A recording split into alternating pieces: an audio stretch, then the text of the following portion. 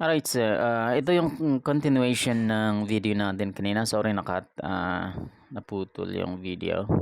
Alright, so kung napanood nyo yung unang video na upload, yan, natigil tayo kung paano mag-send ng Ruby. So, eto, click lang yung send, sabi niya, tapos kunin nyo yung wallet address, Ruby wallet address ng taong pagsasendan ninyo. Kunyari, magbebenta kayo, ganun.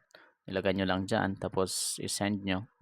Makikita nyo yung amount ng Ruby, kung magkano, ilang Ruby ang i-send nyo, then click yung send button. Okay, so dito naman,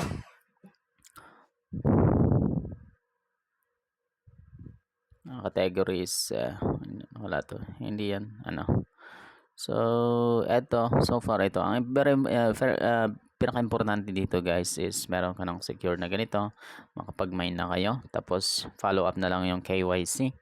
After na available na yung KYC, importante rin kasi yung KYC na tapusin ninyo para makapag-migrate kayo and meron kayong full access sa inyong Ruby. Alright, so yung description ng ating referral nasa baba. Download nyo lang yung apps na Ruby galing sa Apple Store, then mag-sign up lang doon gamit ang ating referral code. And then pag nakapag-sign up kayo, do the same thing, mag-invite kayo, tapos paggamit yung referral codes ninyo para yung mining circle ninyo is mas malaki konti yung option na kikitain ninyo sa pagmamine. Alright, so okay, so yan, usapang crypto tayo ngayon. So God bless and see you in the better future. Alright, tcharam.